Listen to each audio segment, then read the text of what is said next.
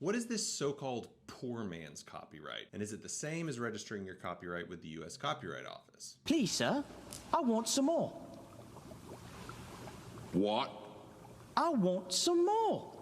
I'm an entertainment attorney, and on this channel, I talk about the legal issues that artists, athletes, and creators face in the entertainment world. If you want to hear more, follow along. So this so-called poor man's copyright is really something that came about before modern technology. The idea is that instead of registering your copyright, you put your creative work in an envelope and mail it to yourself so that there's a timestamp of when you created your work. Letters.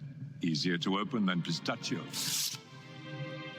What's inside is more delicious. But what kind of legal protection does this give you? Copyright protection actually exists the moment your creative work is fixed in a tangible medium of expression. That means as soon as it's recorded somewhere on something, not just in your brain. At that moment, there's copyright protection. So what does this poor man's copyright do? Well, it's really just trying to create an evidence trail. It doesn't provide any more protection than that. This postal ploy of yours is the most evil caper of our age, Mr. Sender.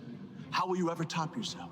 I always recommend registering your creative works timely and accurately to get all the benefits that US copyright law provides. Registration comes with huge benefits, like a legal presumption that the work is yours. And if you register timely, you can get statutory damages and attorney's fees if you win in a lawsuit. In the United States, registration is required before you can file a lawsuit. So at some point you'd have to register if you wanted to enforce your copyright. Nowadays with electronic recordings, an expert witness could just as easily be called to testify at a trial. Ms. Vito's expertise is in general automotive knowledge.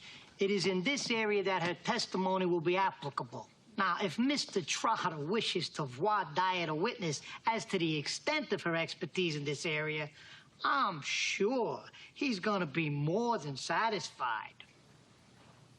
Okay. And they would look at the hard drive that the information was stored on and be able to tell you when it was created. This evidence could really be even more powerful than a letter mailed to yourself. The big takeaway here is that the so-called poor man's copyright is really just a way to create an evidence trail that you had created a work at a certain date and time. If you've got another question about copyright law, let me know in the comments. And if you're interested to hear more about this kind of law, like, subscribe, and follow along. I'll see you in the next one.